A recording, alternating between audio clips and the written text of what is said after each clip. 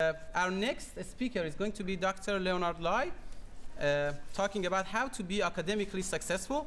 Dr. Leonard Lye holds a first-class honors degree in civil engineering and a PhD specializing in the areas of statistical hydrology and environmental statistics. Dr. Lye has been with Memorial University since 1988. He is currently serving his third term as the Associate Dean Graduate Studies in the Faculty of Engineering and Applied Science. In addition to administrative duties, he has graduated over 30 master's and PhD students and has over 130 publications in the areas of statistical hydrology, experimental design, and education. He is a Fellow of Engineers Canada, Fellow of the Canadian Society for Civil Engineering, and Fellow of the Canadian Academy of Engineering. Dr. Lye has also won multiple awards for teaching and community service. Please join me welcoming Dr. Leonard Lye.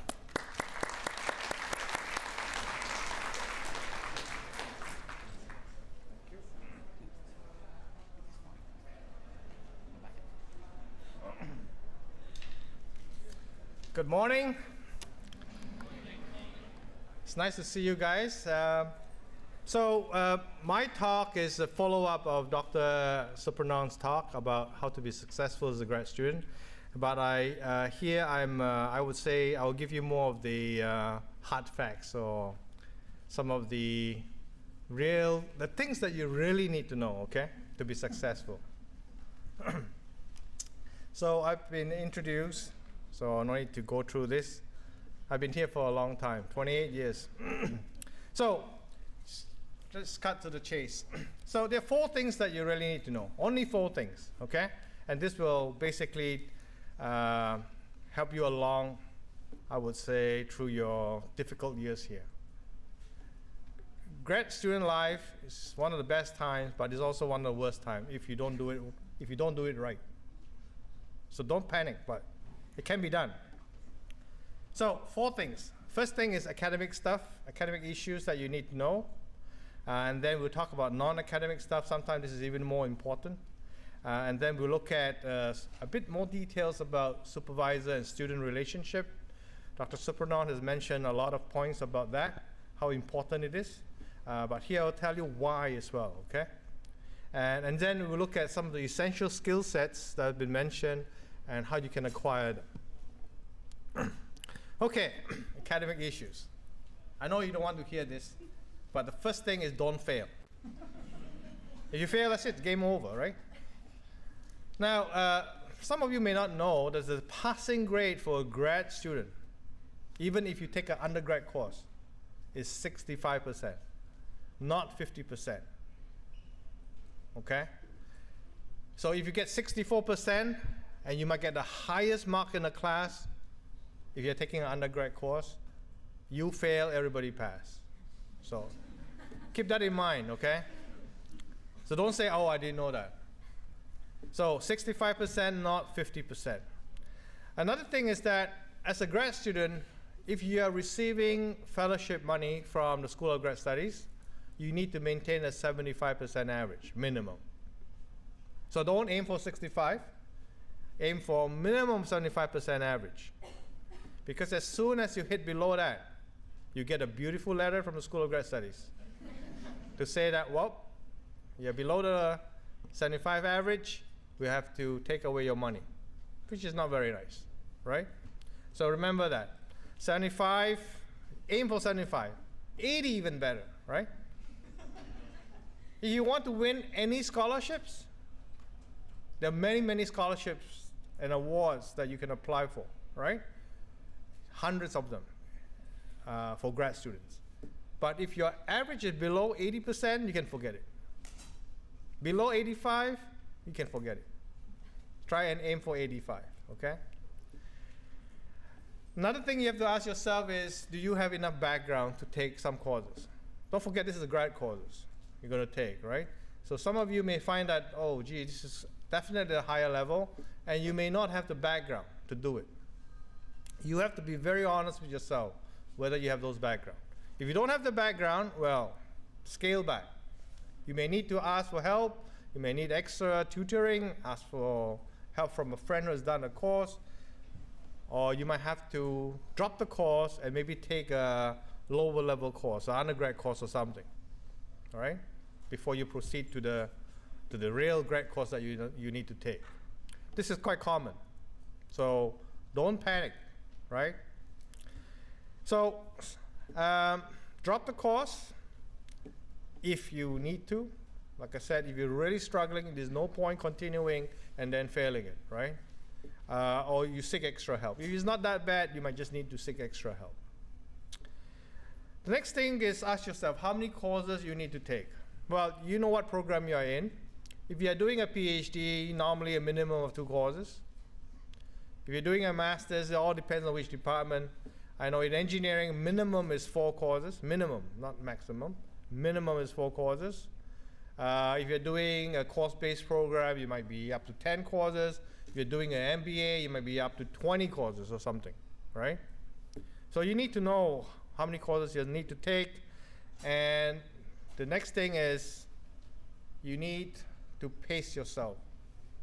Like Dr. Supervisor said, you need to have a plan, right? So same thing here, you need to know when you're doing what. Now, a lot of students, I guess they are used to taking 5 or 6 courses at the undergrad level. I know some students from China taking 8 courses in an undergrad program. It's very normal, right? But don't forget, when you are taking a graduate course, 1 grad course is equivalent to maybe 2, 3 undergrad courses in terms of time commitment, in terms of level of difficulty, in terms of just the things you need to do, okay? So don't be too ambitious and take 3, 4, 5 courses. I would say if you're doing a research thesis as well, I would say 3 courses in the first semester is a lot, okay? It's a lot. So unless you're taking some easy grad program, which there are none here, okay? So it is tough, okay? So grad courses are much tougher. So in the first semester, so if you are new especially, if you're new to the country, there are a lot of things to learn. There are a lot of things to adjust to, right? The weather, you know, transportation, accommodation, setting your bank account, getting credit cards, and all this stuff. So it takes a lot of time just to, I mean, if you have kids, you have to bring your kids to school and all kinds of stuff. So like I said, try and be realistic, right? 2 courses maybe to start off, or maximum register for 3, and then be aware of when you can drop the courses. Okay? Any questions? No? Or you may fail out and then be a multi-billionaire and get other people to work for you. It can happen, but it's very rare, right? Okay, the other thing is read the regulations. Be aware of the regulations. Like any good university, there are lots of rules and regulations. The calendar is about more than an inch thick, right? Full of regulations. All you need to do is read the part dealing with SGS. www.man.ca/SGS. That's the only part that you need to read about the rules and regulations, right? The other thing you need to know is the start and end date of the semester. So for example, when is the start of this semester? When does classes start? Tomorrow, okay? When does it end? Okay, some of you know. And also you need to know all these funny dates, right? Like when can you, the last day for adding a course. Let's say you're taking 2 courses now and you say, well, that's too easy, I want to take another one. When can you add that? Or you find it too tough and you want to drop the course. When is the drop date? Anybody know? Nobody knows. Find out. Because you may need to know that date, right? Because after that, it might be too late, right? So you need to know all those little dates, you know? So add date, drop dates. When is the exam period? Because that's the time when you cannot travel. Nobody's going to change the exam date for you because it's in the calendar. You should know when is the exam date, when the exam period is, right? Start of exam, end of exam. What if you fail a course? It can happen. It's rare, but it can happen, right? I think each year, Andrew, what's the failure rate? 1%. 1% only. But for 4,000 students, 1% is, that's a lot of people, right? 40 people fail. So what are you going to do if you fail, right? So you need to know. Well, you fail one course, some programs allow you to fail one course and then you can repeat that course, right? What if you fail again, right? Which again, it happens. You need to know how to appeal if you are, let's say you're sick or somebody died or whatever, right? You need to know how to appeal, how to write the letter of appeal, where does it go, what are the reasons, what are the valid reasons for the appeal. If your dog died, it's very sad. If my dog died, I'd be very sad. But that's not a good reason. You will not be granted, okay? Things like that, you know? So you need to know all these little things. What is acceptable, what is not acceptable, and you know where to get help. One of the places to get help is GSU, right? GSU, that's where they can help you with the letter of appeal, for example, right? Guide you through the process.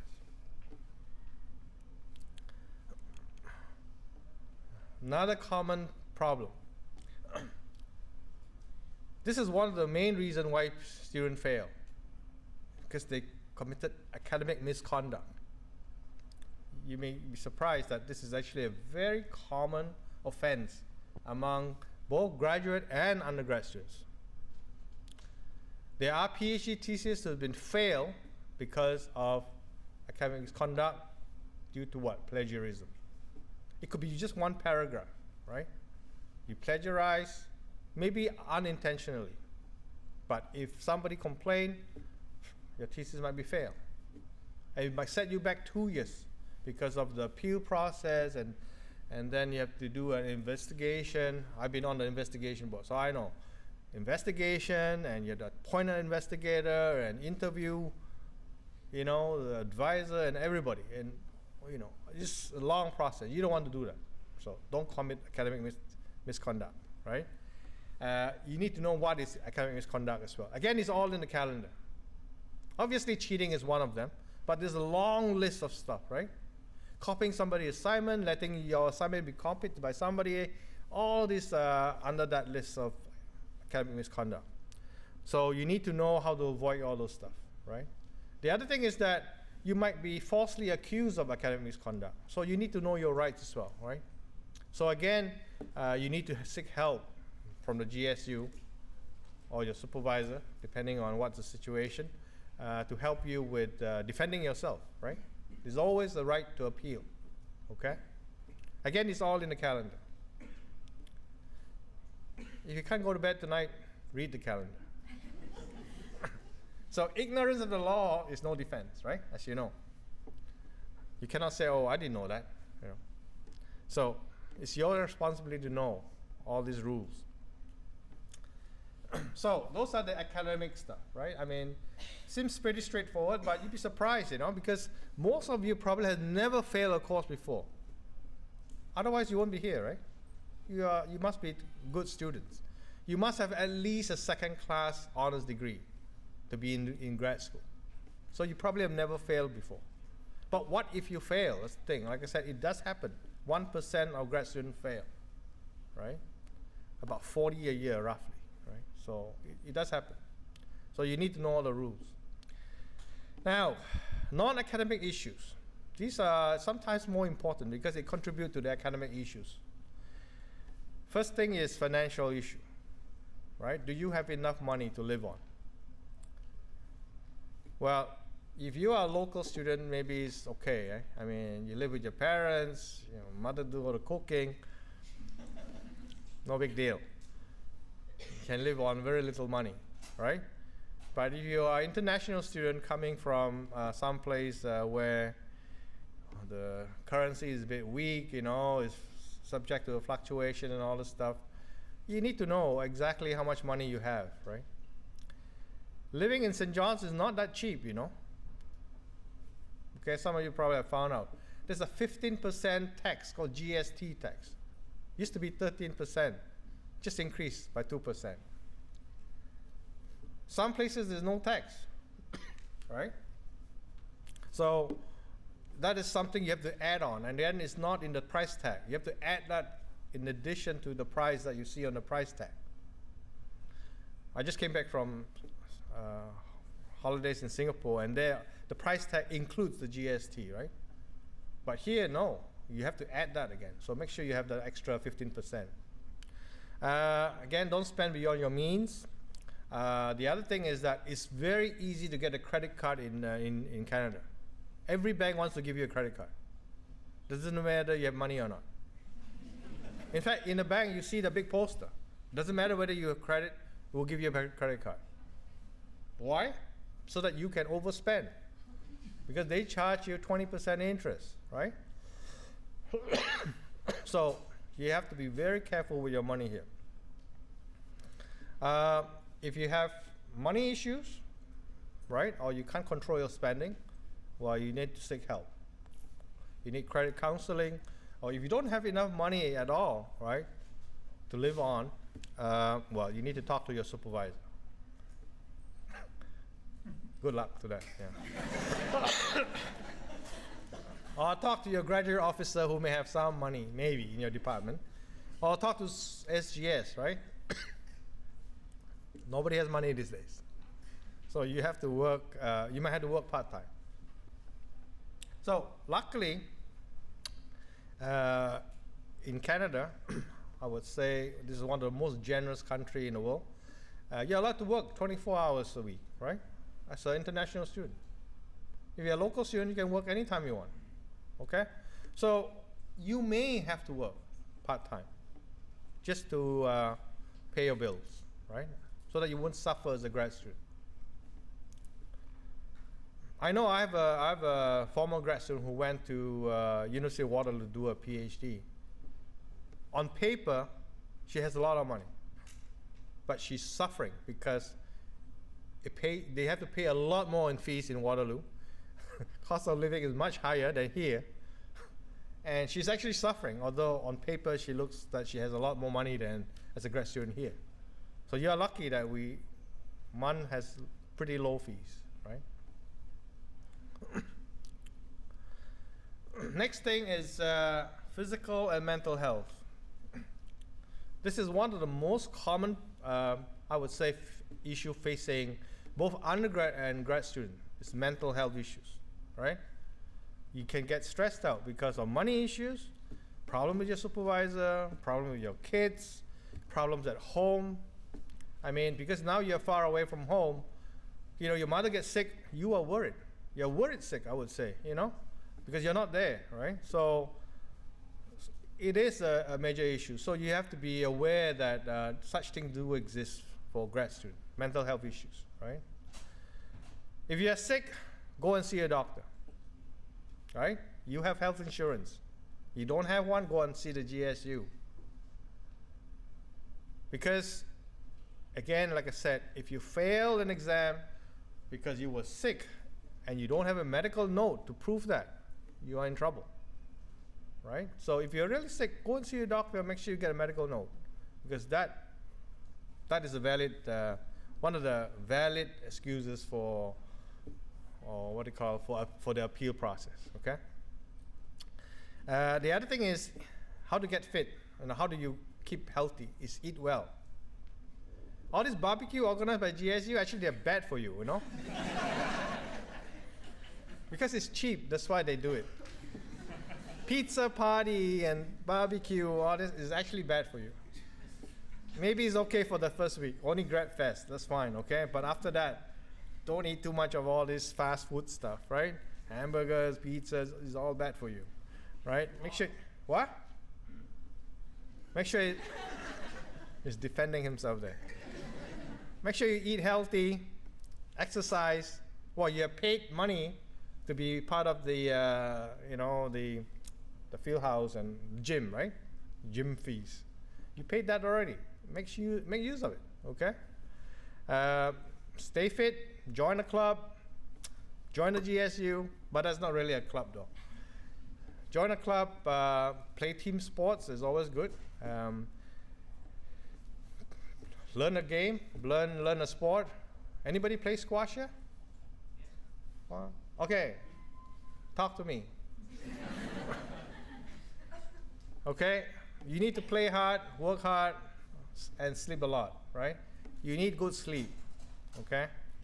Don't stay up all night studying, it's bad for you. The other thing is maintain good relationship with your family and friends, right? Especially those who are from away. I mean, nowadays it's so easy. You can Skype, you can call, you can do so many things, you know. When I was, when I was an undergrad student, I graduated in 81, so that was a long time ago. And I did my undergrad in England. There's no telephone, there's no email, there's nothing.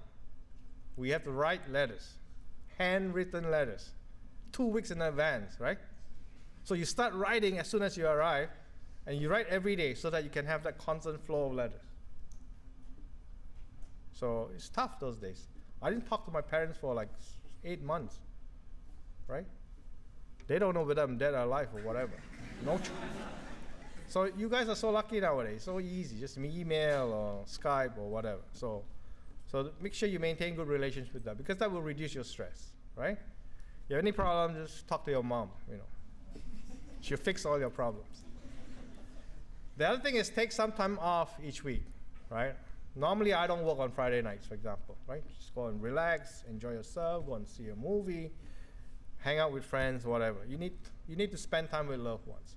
If you have family with you here, that's also very important, right? You need to spend time with them. Otherwise, again, there's a lot of marriage breakup, you know, among grad students. Partly because of, you know, you work too hard, right? You ignore the partner. That's the problem. As you know, according to statistics, right? If you're married, you get a better chance of success. But that's only if you treat your spouse well, right? So, otherwise, you'll be worse than anything. So the other thing is more personal issues. As you know, Canada is a free country, right? Internet, there's no censorship, nothing. So if you are coming from a country that has all kinds of censorship, when you come here, it's like heaven. So you can get trapped, right?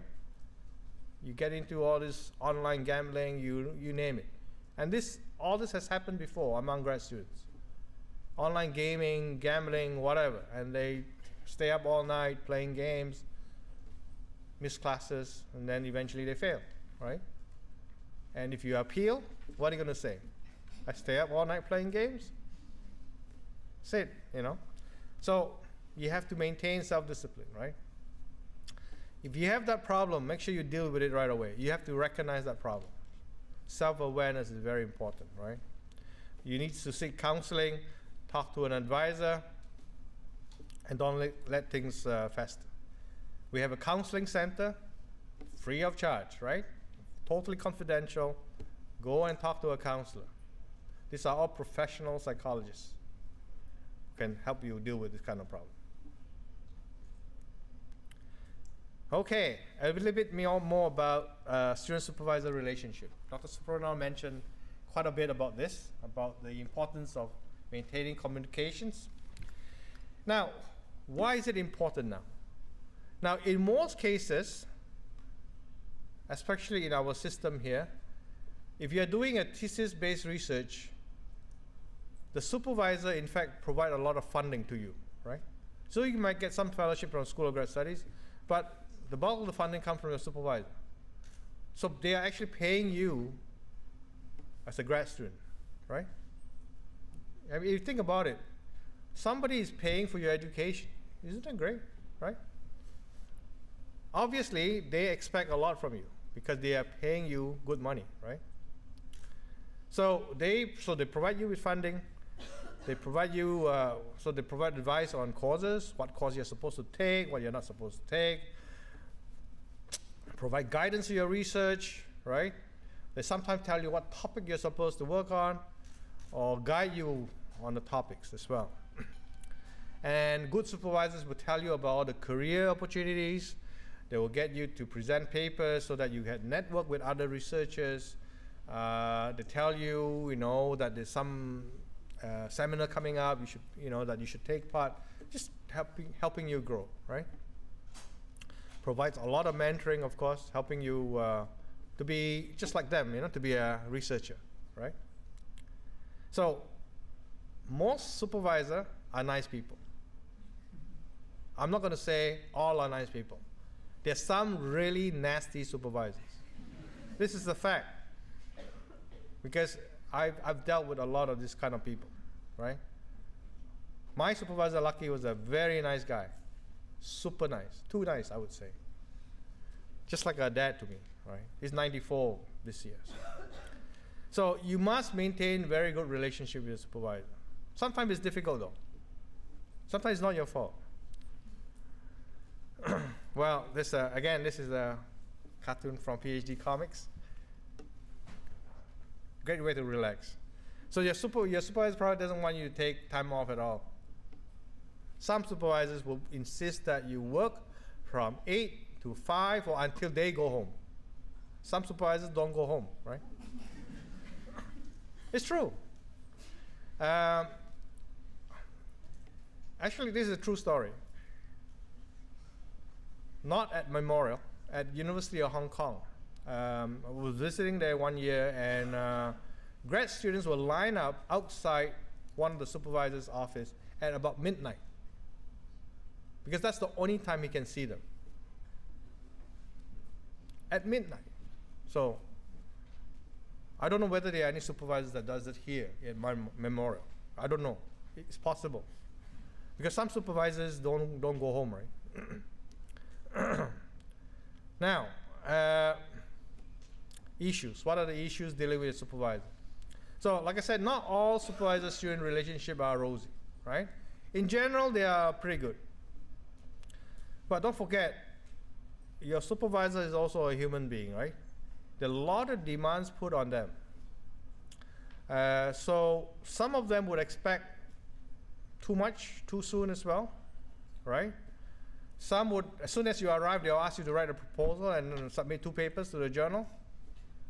I've seen that, right away they'll ask you to write papers and everything. You don't even know how to start yet, right? But they'll start asking you to write papers. If you are slow, they'll say, oh, this guy is too slow. Some may not be easy to deal with, okay? There are some who want to control your every move. They want to know, they want you to come in at 8 o'clock, leave at a certain time. They want you to be there on weekends. They want to control everything because they feel that they are paying you money and you belong to them, right? Okay? They own you, kind of thing. There's some supervisor who has that mentality. There's also sometimes expectation conflict, right? Some would want, some supervisors is a team of grad students. They might supervise 20 students at one time, right? It's quite common as well among the superstars, sort of. But sometimes it's a problem because they might want to have a meeting in a big classroom and then everybody give a presentation every week, right? There are some who said, well, see me when you're done, or like that's my style as well. Easy going, right? That's why we are nice people. So you need to know what your supervisor's style. You need to know earlier. First thing I would say, first time you meet them, right? Are they the type who wants to meet every week and at the set time and want a written progress report, or some that says, no problem, see me whenever you have things done or whatever, The other thing is that you have to ask yourself, am I easy to deal with, right? Well, you are also humans, right? So sometimes you are the trouble. So you have to be aware of that. Now, from the supervisor's point of view, so supervisors rely on students to do research and get papers published and get funding. That's the cycle here, all right? So the papers, so if you have more published papers, then the supervisor can use that to get more funding. More funding help them get promotion. And then they will get tenure. And then that means that they can get more students and more research and more funding, and just goes on and on, right? That cycle. That's why they are under a lot of pressure to publish. This is the culture here, right? So if no students means no publication, no grant, no promotion. Simple as that, okay? So obviously they feel that if they have a grad student, they have to make full use of you. Try to get as much out of you as possible, right?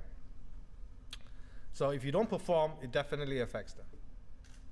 So you need to know, right? You need to do some investigation whether your supervisor is actually tenured already and all promoted, and they're more relaxed, I think. Right? Maybe, I don't know. But if you're young, I know, hoping to get tenure, they might be pretty tough on you, okay? Not all of them are like that, but. So you have to be aware of this, right? You must know why they are pushing you, right? Because they have a lot of pressure. Okay, last thing is skills for success. So Dr. Bruneau has mentioned some of this stuff, but here's more specific stuff as well.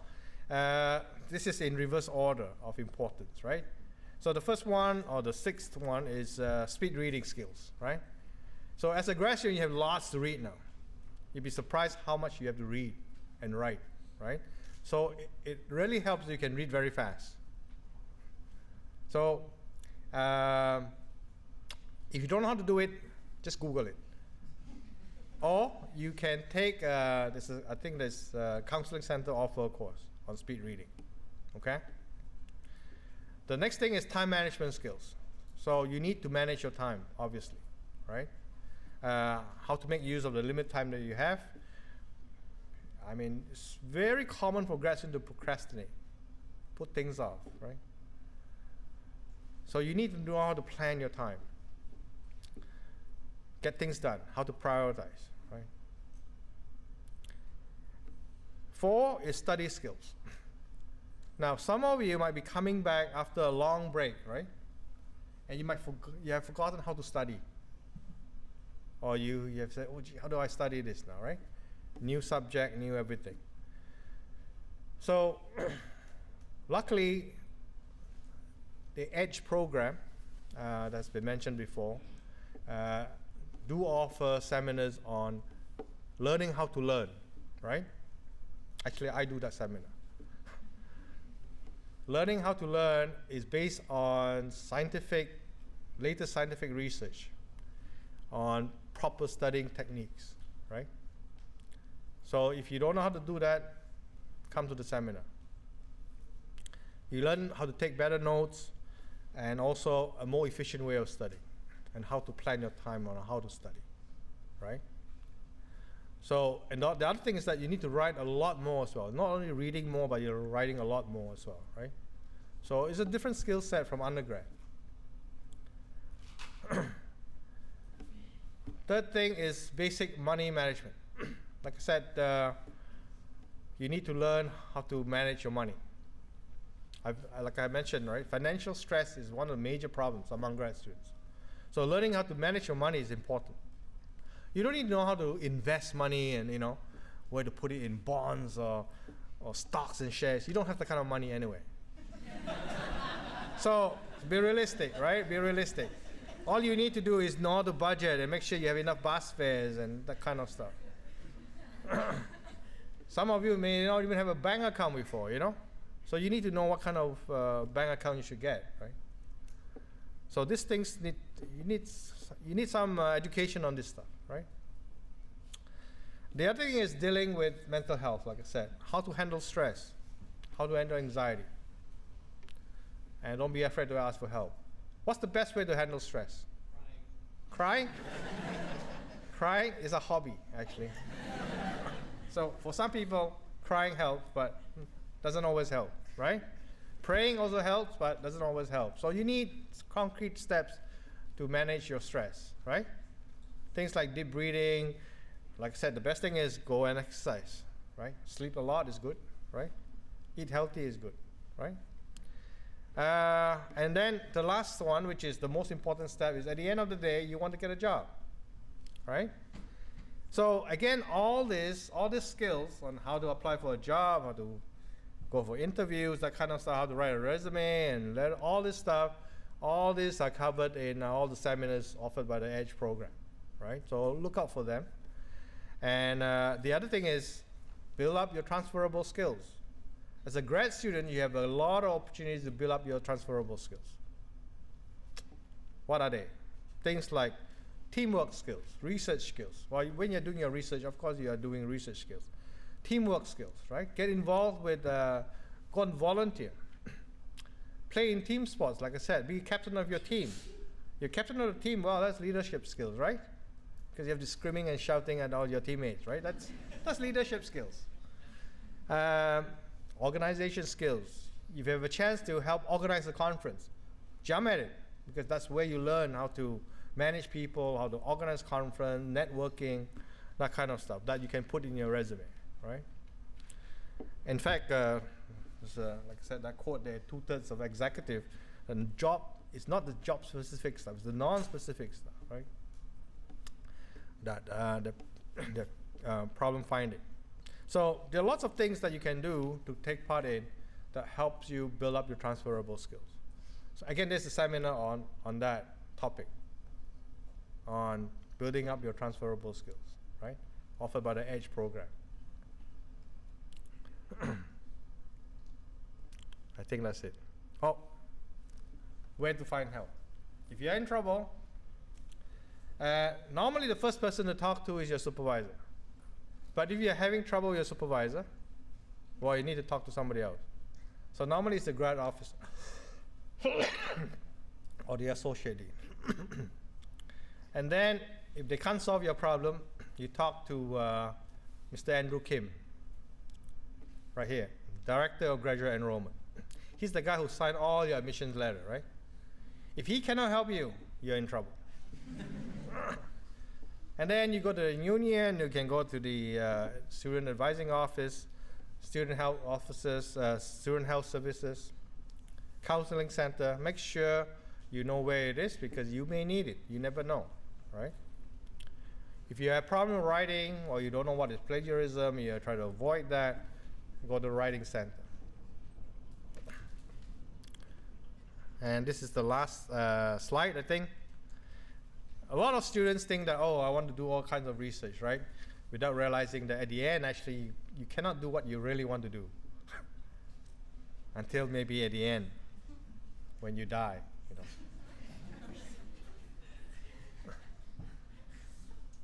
Like I said, you're normally at the mercy of your supervisor. So it's very important to have a good relationship with your supervisor. Oh, this is not mine. Any questions? That's the end, by the way.